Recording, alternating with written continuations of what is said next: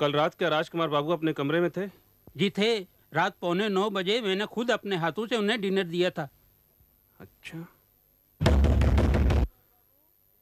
राजकुमार बाबू, कल रात main gate कितने बजे बंद हुआ था? आप 11 बजे आए, उसी के बाद मैंने दरवाजा बंद कर दिया। आवाज क्यों नहीं देते? राजकुमार बाबू।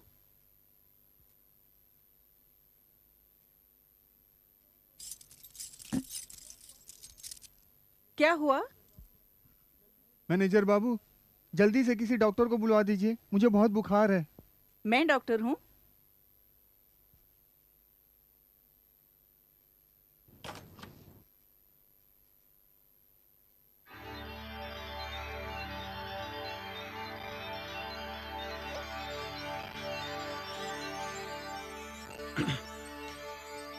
कौन धर, तुम यहीं रहना, मैं अभी आता हूँ, जाना नहीं।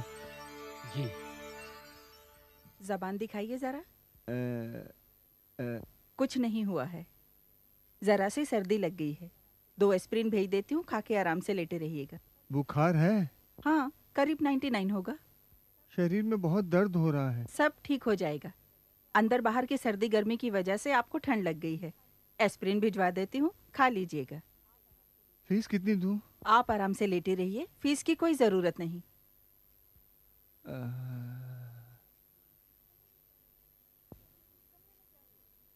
इस कमरे में क्या हुआ? क्या मालूम। जल्दी आइए, एक आदमी का खून हो गया है। जी हाँ, होटल अनुपमा में। आइए इंस्पेक्टर साहब। डॉक्टर साहब, आप आ गए, बहुत अच्छा किया। आप ही इस होटल के मैनेजर हैं जिन्होंने पुलिस स्टेशन फ़ोन किया था? जी हाँ। लाश सबसे पहले किसने देखी? जी मैंने देखी। लाश है कहाँ? ऊपर कमरा नंबर 102 में। आपका बयान बाद में रजिस्टर करता हूँ, सबसे पहले लाश देखते हैं। आइए डॉक्टर साहब। चलिए।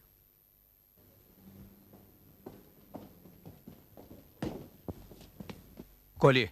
जी आइए।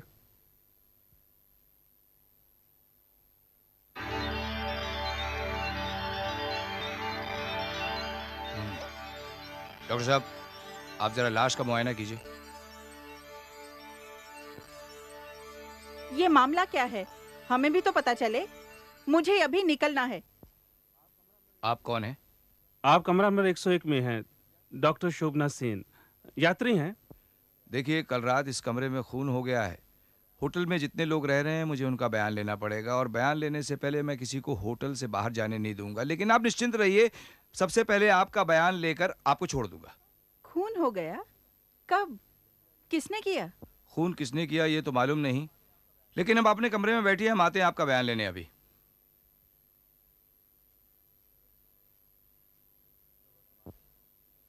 अच्छा हुआ तुम आ गए। नीचे जो सिपाही खड़ा है उसको साथ लेकर पहले और दूसरे मंजिले पर जितने भी यात्री हैं उनका नाम और पता नोट करो, और उनसे पूछताछ करो कि वो कल रात कहाँ और क्यों थे। हाँ, और कमरा नंबर 103 और 101 की पूछताछ मैं करूंगा। जाओ।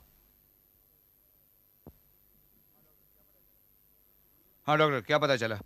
छुरी से वार हुआ है या फिर किसी लंबे पेने जैसे हथियार का इस्तेमाल हुआ है। फेफड़े और हड्डियों में से होकर दिल में घुस गई है। यह किसी पेशेवर कातिल का ही काम हो सकता है। एक ही वार में मरने वाले की मौत हुई है। खून का समय क्या था?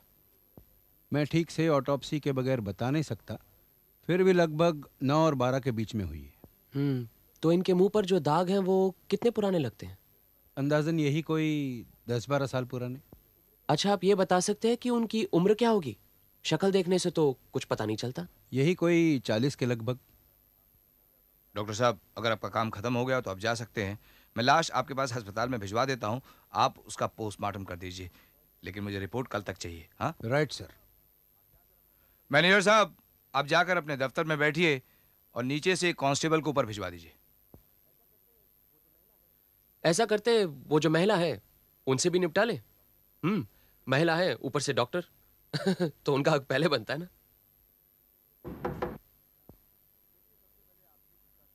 चलिए, सबसे पहले आपसे ही पूछताछ खत्म करते हैं। जी हाँ, जितनी जल्दी हो सके मेरा छुटकारा कीजिए। मेरे कामों का बहुत हर्जा हो रहा है। बस 2-4 सवाल और उसके बाद आप काम पर जा सकते हैं। पूछिए। आपका पूरा नाम? डॉक्टर मिसेस शोभना राय, उम्र? 45 बरस, पति का नाम? स्वर्गीय राम रतन राय। आप डॉक्टर हैं, लेकिन आप डॉक्टरी कहाँ करती हैं? बहरामपुर।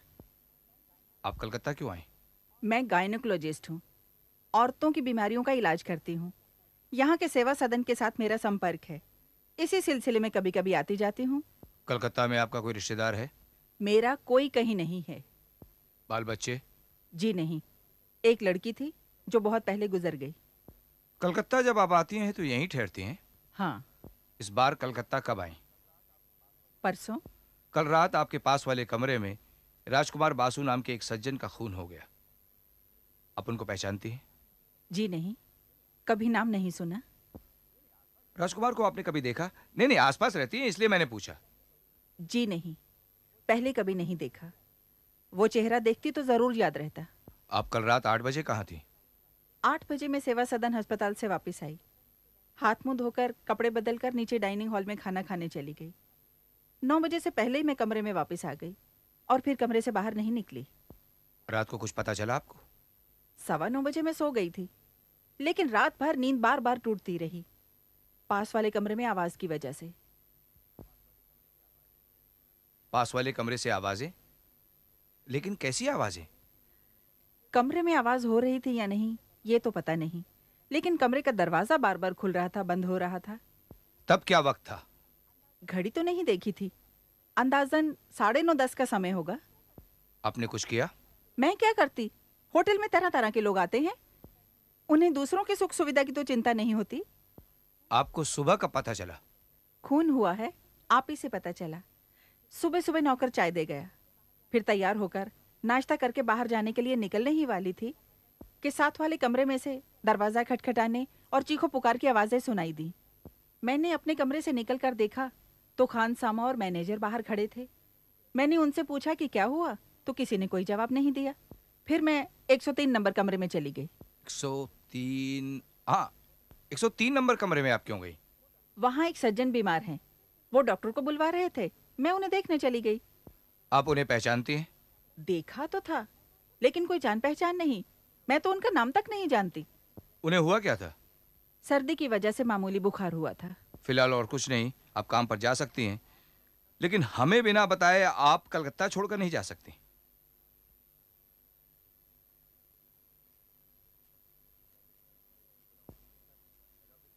सुनो। Yes sir.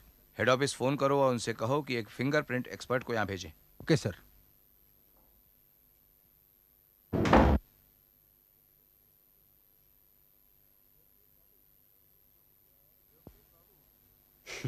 व्योमकेश बाबू, ये औरत काफी तीखे मिजाज की है और निडर भी।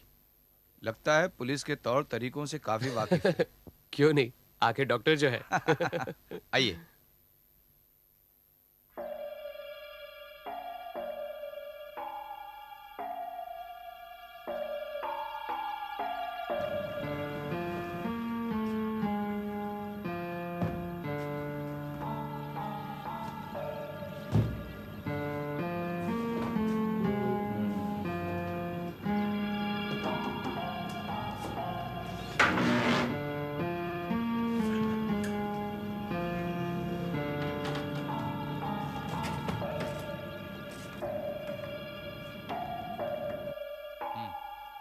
ये देखिए कुछ रुपए मिले हैं, गिनिए।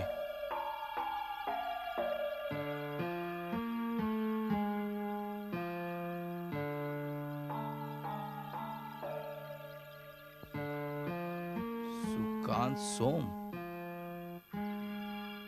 आप क्या कहते हैं? ये 1200 है। मुझे तो लगता है ये आदमी अपने कमरे में आया होगा, कपड़े निकाले और लुंगी बनियान पहनकर लेट गया होगा। रात को किसी ने जरूर खटखटाहट की होगी दरवाजे पर, ये उठे होंगे, बस दरवाजा खुलते ही उसने सीने में छुरा झोंक दिया होगा। ये वहीं के वहीं दरवाजे के पास बस गिर पड़े। खूनी कमरे के अंदर नहीं आया। ये जो सूटकेस में जो आप कह रहे रुपए मिले वो तो सही सलामत है। लेकिन इस डायरी में सुकांत सोम नाम लिखा है, जबकि इस कमरे में रहने वाले का नाम राजकुमार बासु है। हाँ तो राजकुमार बासु तो क्या असली नाम तो नहीं लगता। शायद असली नाम सुकांत सोम होगा। देखिए, हर पन्ने पे शहर का नाम और कुछ लोगों के नाम लिखे हैं। जैसे पहला है बनारस, हरिनाथ कुंडू, राम सेवक सिंह। दूसरा है कटक। सुकांत सोम नाम को जाना पहचाना सा लग रहा है। आपको मालूम है सुकांत सोम? सुना है कभी? नहीं, मैंने तो नहीं सुना। दूसरा है कटक, श्रीनाथ पटनायक, सुधीर मिश्र, राम किंकर महापात्र। तीसरा है जलपाईगुड़ी, हरिदास भट्टाचार्य, गन पाइन, जसोदा पाल। ये देखिए, ये पन्ना कलकत्ते का है। इसमें 4 नाम हैं: मोहनलाल कुंडू, श्यामकांत लाहिरी, जगबंधु पात्र और लतिका चौधरी। इनके पते भी लिखे हुए हैं और हर एक नाम के आगे एक रकम लिखी हुई है। लगता है ये आदमी जरूर ब्लैकमेल कर रहा था लोगों को। ऐसा जान पड़ता है। लेकिन ये भी तो हो सकता है कि शायद ये इंश्योरेंस का दलाल हो। इंश्योरेंस का दलाल है, लेकिन कोई इंश्योरेंस के दलाल का खून क्यों करेगा? फिर अपना इनाम क्यों बदलेगा? तो आपका ये कहना है कि राजकुमार बासु जिन लोगों को ब्लैकमेल करता था, उनमें से ही किसी ने उसका खून कर दिया? ये तो कहा नहीं जा सकता, लेकिन ये जो 4 लोग हैं, शायद इनसे अगर हम पूछताछ करें तो काफी कुछ पता चल जाएगा। चलिए, वो 103 में कौन है, उस मेहमान से जरा मिलते हैं। आइए आइए। ये रखिए अपने पास। आइए। चलिए।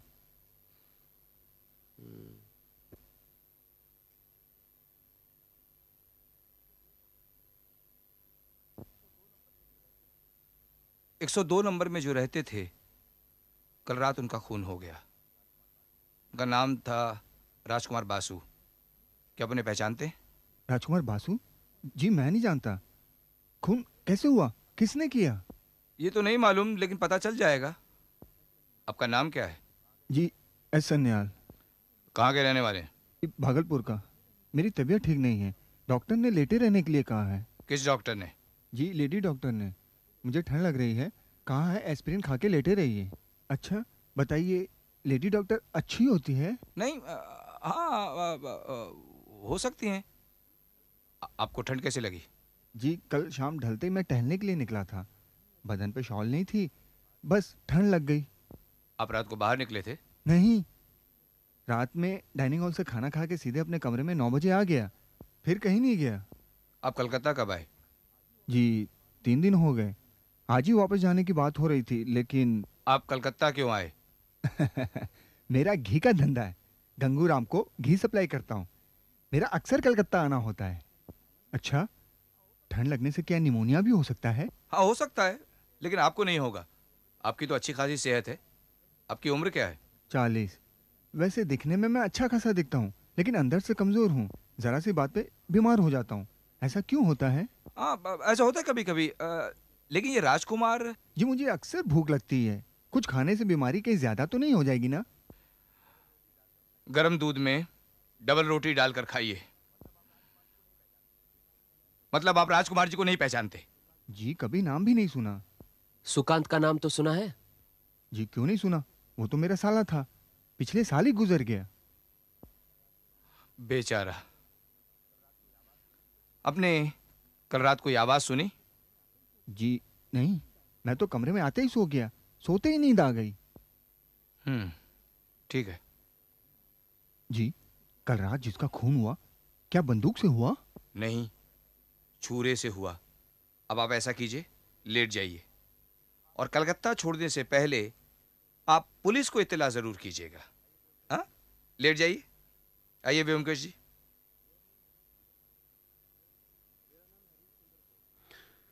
मेरा नाम हरीश चंद्र होड़ है। आपकी उम्र? 45 साल। मैनेजर साहब, आप इसी होटल में रहते हैं? जी हाँ। कितने दिनों से? जी मैं पिछले 8 सालों से रह रहा हूँ। राजकुमार बासु के बारे में आप क्या जानते हैं? जी वो पटना से हैं। 1 मिनट।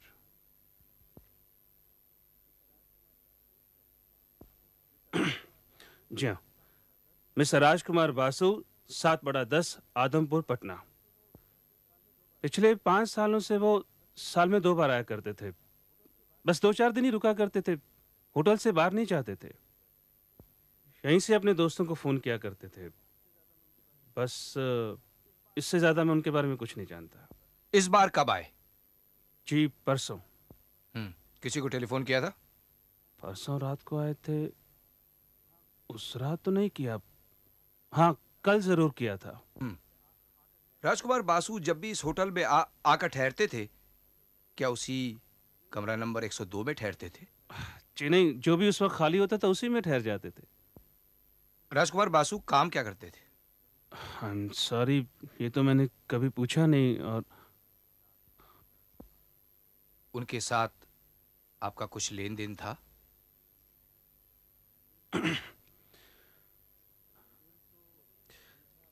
लेन देन तो नहीं था। इस बार उन्होंने मेरे पास 5,000 रुपये जमा करवाए थे।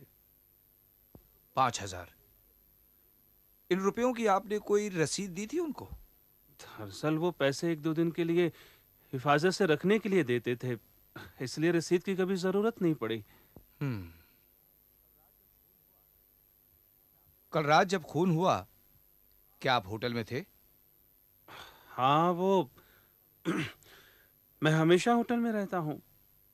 मेरी पत्नी और बच्चे ढाकुरिया में किराए के मकान में रहते हैं। बीच बीच में मैं उनसे मिलने चला जाया करता हूँ। कल भी मैं उनसे 2 घंटे के लिए मिलने चला गया था। जब रात को मेहमान डाइनिंग टेबल पर बैठे तो मैं उनसे मिलने चला गया और फिर 11 बजे के करीब वापस आ गया। कल रात जब खून हुआ तब क्या आप होटल में थे, हाँ या ना?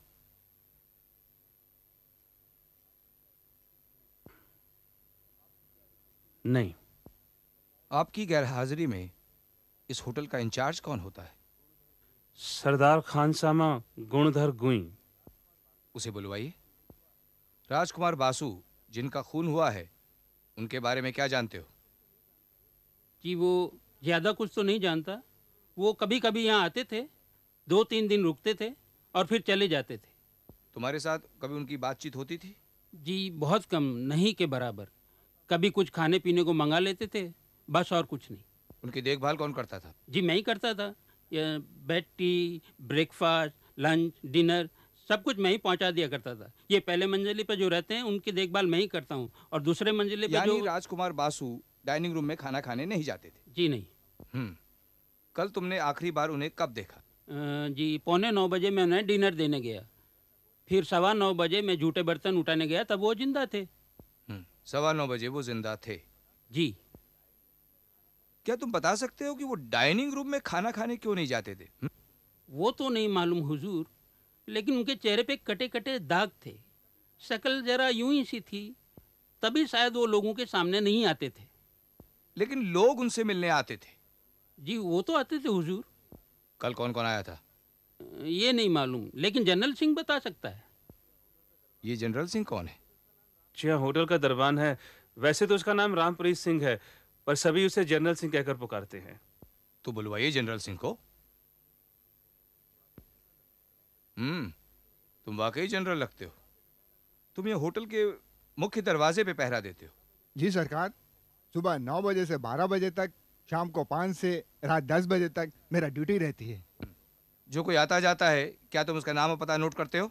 जी नहीं सरकार, ऐसा कोई भी हुक्म नहीं है। कोई भी अगर अच्छा कपड़ा पहनकर यहाँ आता है तो मैं उसको सैल्यूट करता हूँ।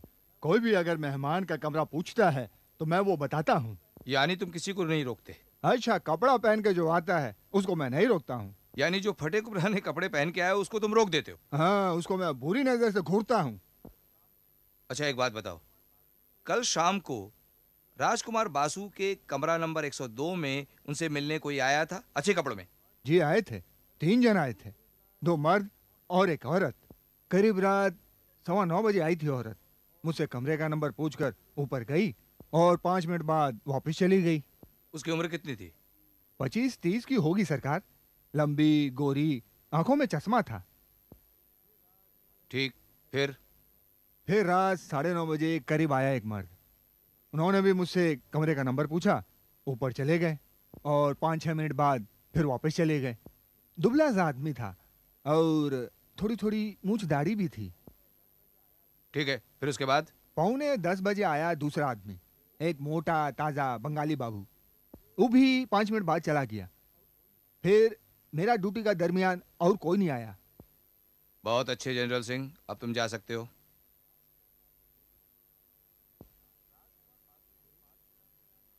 राजकुमार बासु के 5,000 रुपए आपने कहाँ रखे? तिजोरी में। एक काम कीजिए, ये 1,200 रुपए और रखिए। ये मुझे उनके सूटकेस से मिले थे, और पूरे रुपयों की रसीद दे दीजिए मुझे आप। जी। सर, मैंने दुमंजिले के सभी लोगों के बयान ले लिए। सभी लोगों का कहना है कि डिनर के बाद वो अपने अपने कमरों में चले गए थे और उसके बाद कोई बाहर नहीं निकला। बयान सच्चे हैं या नहीं, इसकी छानबीन की? कैसे करता सर? सबके कमरे अलग अलग हैं, लेकिन एक सबूत है। दुमंजिले की सीढ़ियों के सामने एक नौकर सोता है, उसे छलांग कर सीढ़ी उतरना नामुमकिन है। मैंने उससे भी जवाब तलब किया था, लेकिन उसने कहा कि वो रात 10 या 10:15 बजे सो गया था और उसके बाद कोई सीढ़ी नीचे नहीं उतरा। और पहले मंजिले पे? पहले मंजिले पे भी यही हाल है सर। मैनेजर बाबू जी। ये आपके होटल में नौकर लोग सीढ़ियों के सामने क्यों सोते? जी, वो रात को किसी को किसी चीज की जरूरत पड़ जाए तो बस यही सोचकर ये इंतजाम किया है। ओ, समझा। व्योमकेश बाबू, आज का काम फिलहाल यही खत्म समझिए। हाँ, ये देखिए, ये रहे 4 नाम जो राजकुमार बासु की डायरी में मिले थे। 3 आदमी और 1 औरत। अब बोले तो इनसे भी लगे हाथों मिल लें। हाँ, क्यों नहीं? अगर आज ये सब मिल गए, मुझे तो लगता है कि आज ही खूनी का पता चल जाएगा। ये तो बहुत ही अच्छा रहेगा, बहुत खुशी की बात है। ये देखिए, जगबंधु पात्र, ये यहाँ से बहुत करीब रहता है। चलिए मिल लें।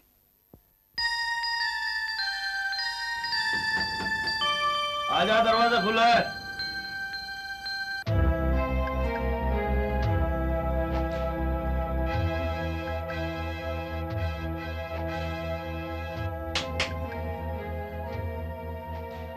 आप ही का नाम जगबंधु पात्र है? हाँ, क्या बात है? कल रात निरुपमा होटल में राजकुमार बासु नाम के एक सज्जन की हत्या हो गई।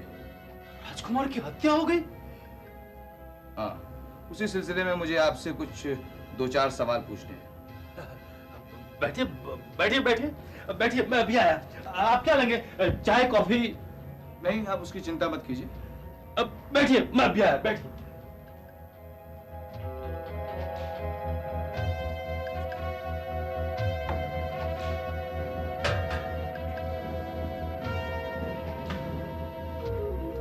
चलिए व्योमकेश बाबू, ये तो मिल गया। अब दूसरा नंबर है मोहन कुंडू। उसका पता है 119A पाना पुकुर लेन।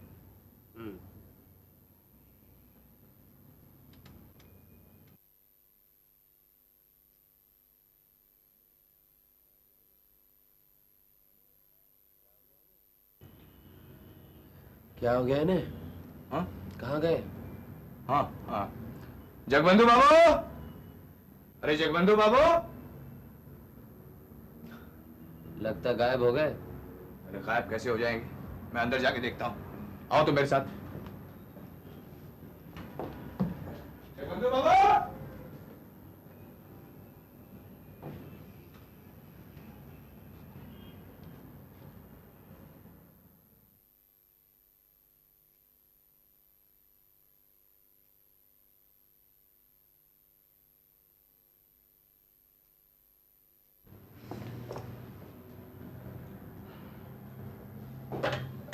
लगता है चिड़िया उड़ गई। ये रेस कोर्स का टाउट मालूम पड़ता है।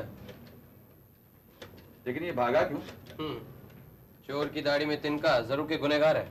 पुलिस को देखते ही 9-2-11 हो गया। हेलो, हाँ, मैं इंस्पेक्टर दीपक बोल रहा हूँ। यहाँ एक पुलिस की टुकड़ी भिजवा दीजिए। 54 राम भादुड़ी लेन। हाँ, यहाँ उंगलियों के निशान भी जरूर मिलेंगे।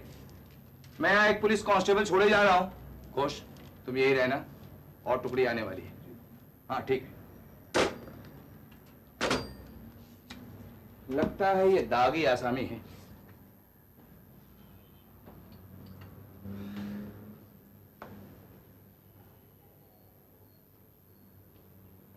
व्योमकेश बाबू, ये जगबंधु ही राजकुमार बासु का कातिल लगता है, इसीलिए भाग गया।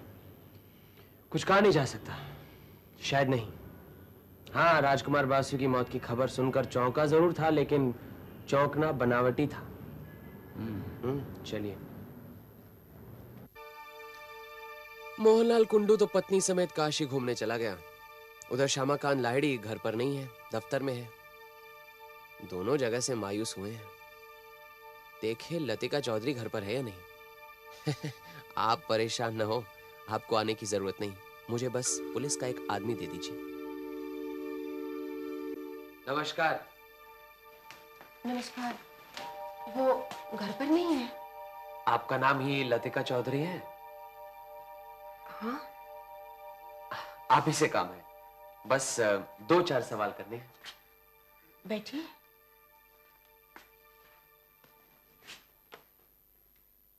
आपके पति का नाम क्या है? तारा कुमार चौधरी। क्या काम करते हैं? इंजीनियर, रेलवे इंजीनियर है। बाल बच्चे? नहीं। अच्छा, कल रात करीब 9:15 बजे आप निरुपमा होटल गई थी? नहीं, नहीं तो मैं तो सिनेमा गई थी। लेकिन होटल के दरबान ने आपको देखा है, वो तो आपको शिनाख्त कर सकता है। लेकिन मैं तो सिनेमा देखने गई थी, आलिया थिएटर। टिकट की कॉपी भी है मेरे पास। आपने सिनेमा का टिकट खरीदा जरूर था, लेकिन सिनेमा खत्म होने से पहले आप निरुपमा होटल गई थी राजकुमार बासु से मिलने। लेकिन राजकुमार बासु, मैं तो नहीं पहचानती उसे। सुकांत सोम को तो पहचानती हैं?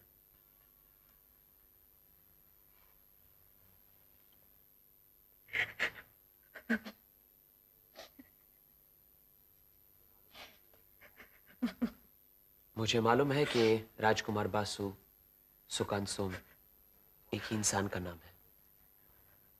वो आपको ब्लैकमेल कर रहा था। कल रात को 9:15 बजे आप सिनेमा से लौटते समय निरुपमा होटल गई उन्हें रुपए देने के लिए। आप मुझे सारा किस्सा बताइए, आपको कुछ नहीं होगा।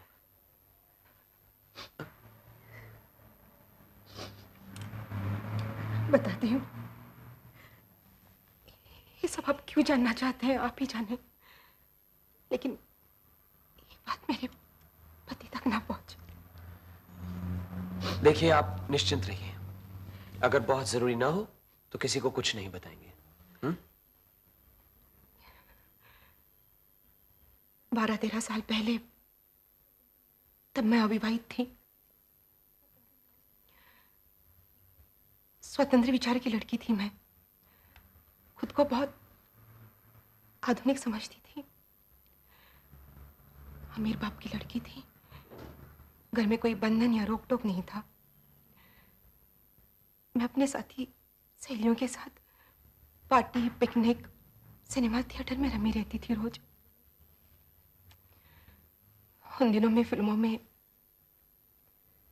एक हीरो था, सुकांत सोम। देखने में जितना वो सुंदर था, उतना ही अच्छा उसका अभिनय भी। मैं उसके प्रेम में पागल सी हो गई। शायद वो उम्र ही ऐसी कुछ थी। 24 घंटे मैं उसी का ध्यान करती रहती। संगी साथी मुझे समझाते, लेकिन मैं तो जिद पकड़ कर बैठ गई कि शादी करूंगी तो सुकांत से ही करूंगी। उसे मैंने चिट्ठी लिखना शुरू कर दिया। फिर छुप छुप के मिलने भी लगी। और तब पता चला कि सुकांत विवाहित थे। घर में उसकी पत्नी थी। और फिर मेरा प्यार ठंडा पड़ गया। मेरे पिताजी को पता चला या पता नहीं कैसे, लेकिन उन्होंने मेरी शादी फौरन कर दी। मेरे पति सज्जन आदमी हैं, लेकिन कर्तव्यपरायण।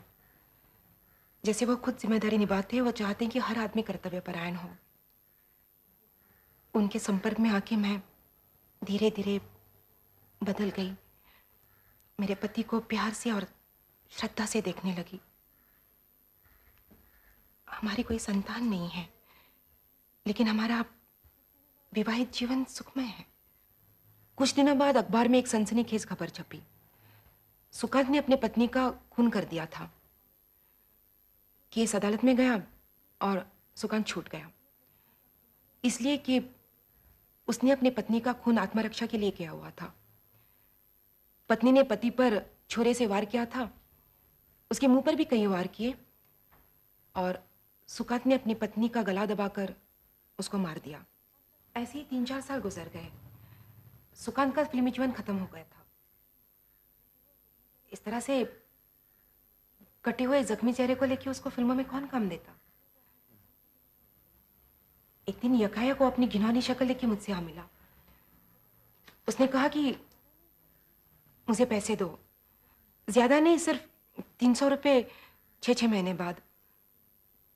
यह रकम तुम्हारे लिए कोई मायने नहीं रखती, लेकिन अगर पैसे नहीं दिए तो बहुत सारे खत जो तुमने मेरे नाम लिखे थे वो मैं तुम्हारे पति को दिखा दूंगा। तब से 6 महीने बाद मैं उसे 300 रुपये देती आई हूं। 300 रुपये मेरे लिए कोई बड़ी बात नहीं है, लेकिन हमेशा डर सा लगा रहता है कि इन्हें कुछ पता ना चल जाए। बस इसी वजह से मैं कल निरुपमा होटल गई थी। इसके अलावा मुझे कुछ नहीं मालूम।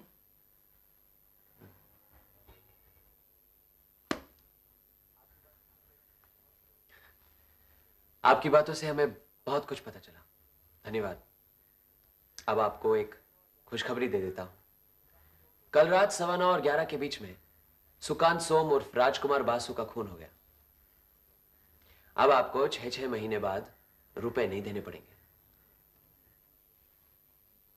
आप बैठिए, कम से कम आपको चाय तो पिला दूं। नहीं नहीं, थैंक यू। चलो चाय पी ही लेते हैं, काफी वक्त हो गया। श्रीमती जी की आत्म कथा तो सुनी, लेकिन खूनी कौन है इसका कुछ पता चला? कुछ पता नहीं चला, ये तो कहा नहीं जा सकता। आज जितने बयान लिए हैं काफी क्लूज मिले हैं। लतिका चौधरी के बयान के मुताबिक सुकांत सोम के बारे में तो जरूर पढ़ना होगा। 10-12 साल पुरानी बात है। मैं आज ही सेंट्रल लाइब्रेरी जाता हूं। आज का दिन तो गया समझो। आप ऐसा कीजिए, आज की जो रिपोर्ट है इंस्पेक्टर सरकार को दे दीजिए। मैं कल सवेरे पुलिस स्टेशन आता हूं।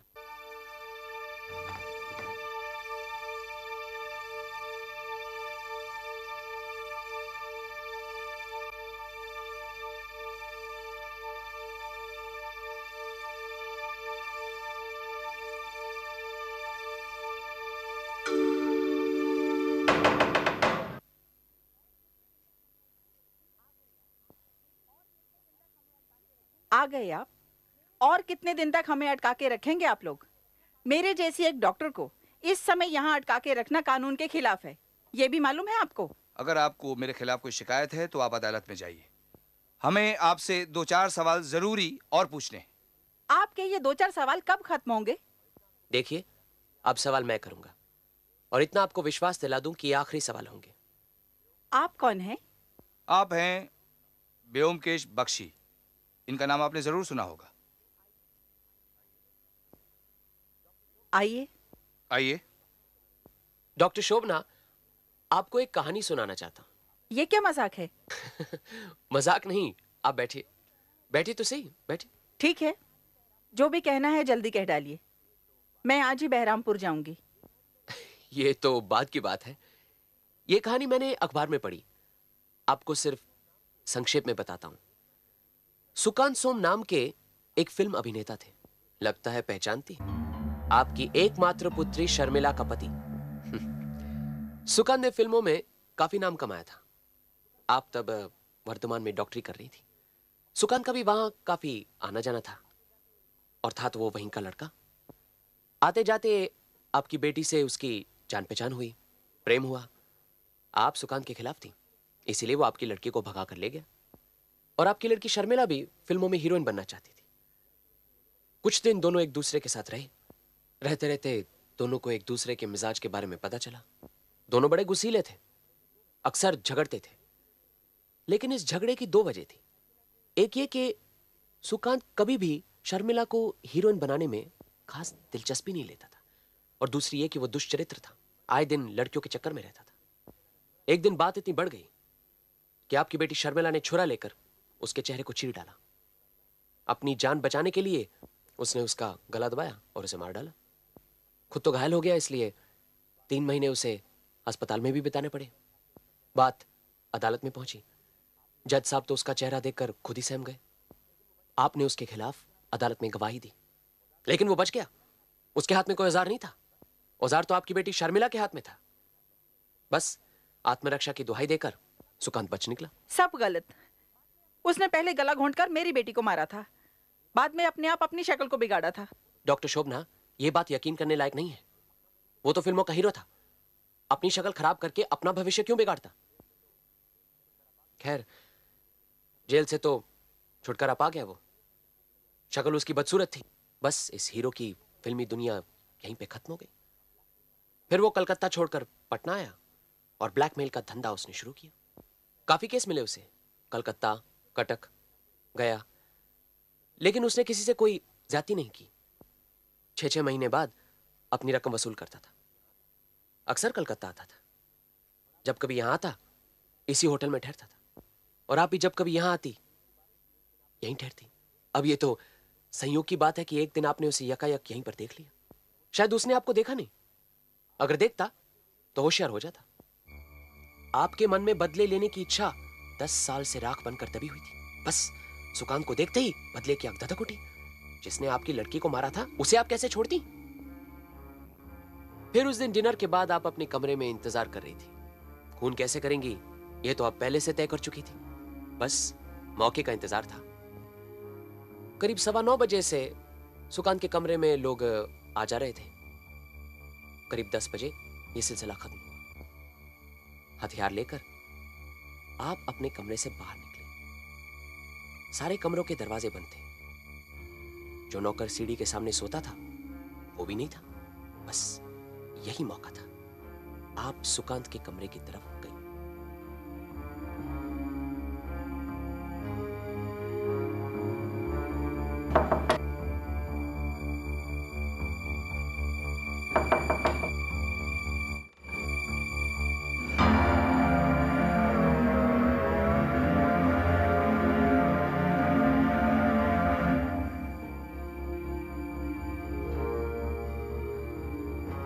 आपके साथ राजकुमार बासु का कोई संबंध था, यह बात तो कोई नहीं जानता था। इसलिए कोई आप पर शक भी नहीं करता। बल्कि जो लोग राजकुमार बासु से उनके कमरे में मिलने गए, सारा शक तो उन्हीं पर पड़ता ना। लेकिन आप 2 छोटी छोटी गलतियां कर बैठी। एक तो यह कि उस दिन जब इंस्पेक्टर साहब आपसे जिरा कर रहे थे, आपने बताया कि राजकुमार बासु को आपने कभी देखा नहीं था। जी नहीं, पहले कभी नहीं देखा। वो चेहरा देखती तो जरूर याद रहता। लेकिन राजकुमार बासु का चेहरा देखने लायक नहीं है, यह आपको कैसे पता चला? दूसरी गलती, जब आपसे पूछा गया कि क्या आप 103 नंबर वाले को पहचानती हैं, तो आपने कहा कि देखा तो था, लेकिन कोई जान पहचान नहीं। अगर आपने 103 नंबर वाले को देखा होता, तो ये जाहिर है कि 102 नंबर वाले को भी देखा होता। लेकिन यह बात आप छुपा गई। लेकिन ये 2 बातें मेरे मन में घर कर गईं। और जब 10 साल पुराने अखबार में सुकांत सोम के केस की कार्रवाई के बारे में पढ़ा, तो मुझे पता चला कि सुकांत सोम की बीवी शर्मिला आप ही की बेटी है। तब मेरा शक पक्का हो गया। सब गलत है। सुकांत ने मेरी बेटी का खून किया था, लेकिन मैंने सुकांत का खून नहीं किया, और करूंगी भी कैसे? मेरे पास क्या कोई छुरा छुरी है? जी हाँ है। देखिए उस बैग में, देखिए। नहीं है, नहीं है। देख लीजिए आप, देख लीजिए, देख लीजिए। छोड़ दीजिए, छोड़ दीजिए मुझे, छोड़ दीजिए, छोड़ दीजिए, छोड़ दीजिए मुझे। चलिए, खून करने का औजार भी मिल गया, वरना कुछ परेशानी होती।